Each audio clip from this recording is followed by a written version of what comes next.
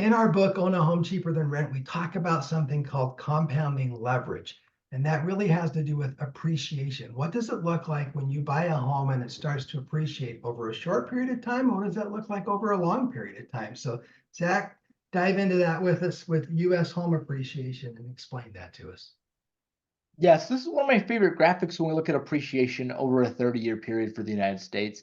It goes state by state and shows us what was the appreciation from 1991 all the way up to 2002.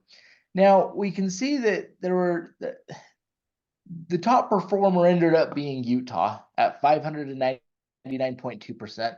In second place is Colorado at 578.6%. So basically, it means if you had purchased a home back in 1991 for $100,000, that home in 2022 was worth right around $600,000.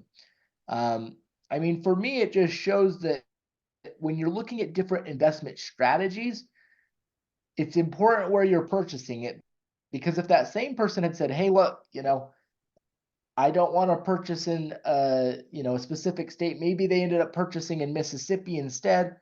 Well, then that $100,000 house, didn't go up nearly as much as the stuff in the West. In Yeah. Mississippi only went up 176% versus 600%. If you had put a lot of eggs in that basket of Mississippi, Illinois, Ohio, you really said, man, I may have had better cash flow, but I don't quite have the appreciation. And this is an important part to be looking at when investing in real estate. So, I created this little chart here to show what's happened to the first home that I bought. I bought my first house in 1993 in Provo, paid $55,900 for it.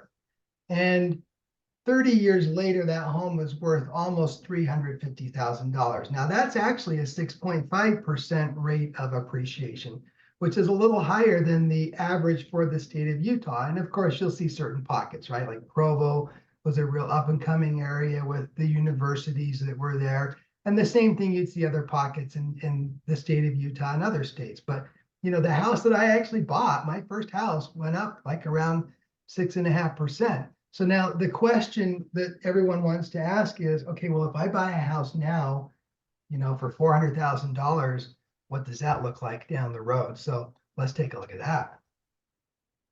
Yeah, so if we look at that, if we kept the same appreciation that you saw in your first house, Scott, a $400,000 house now, when we hit 2052, would then be worth about 2.4 million. Wow. Which to us is like, man, that's crazy, but it's the same multiple that we had, over the last 30 years. Now, granted, that might be a little bit, aggressive.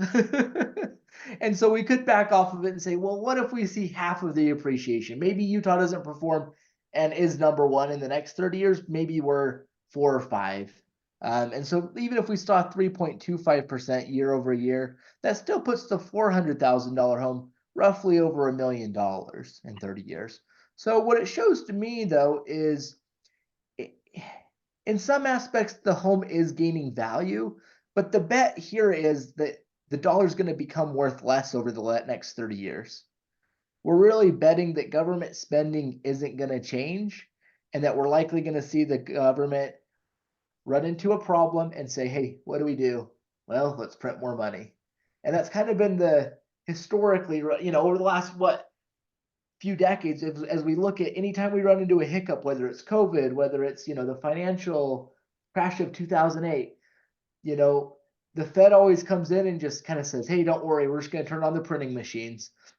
And so this is a really good hedge against that, because what we're doing is we're securing a chunk of debt at a really low interest rate typically.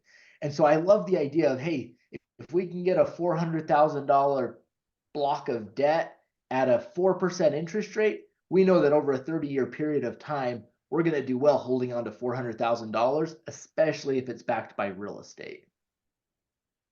Yeah, perfect. So, this whole idea of compounding leverage, it's real. If someone had told me back in 1993, hey, in 30 years, this place you just paid 56 grand for will be worth 350, I would have laughed and said, you got to be kidding me. This is an old house. There's nothing special about it. It's only a couple of bedrooms. But it turned out that way. And just like you were saying here now, a house for 400, it's laughable to think it'll be over $1 million in 30 years, but that's with really conservative appreciation numbers at 3.25. So not the least bit unrealistic. So we love this concept of compounding leverage. If that's something that piques your interest and causes you to want to dig a little deeper, man, let's jump on a conversation, jump on a Zoom call and just talk about it. You can go to www.househackanalysis.com and you can set up an appointment with either one of us to review the situation and dig into it a little deeper. In a few days here, we're going to send you another video, and the upcoming video will be all about the tax benefits of owning a home. We're going to talk about depreciation. We're going to talk about some really cool things. So stay tuned for that and keep your eyes out.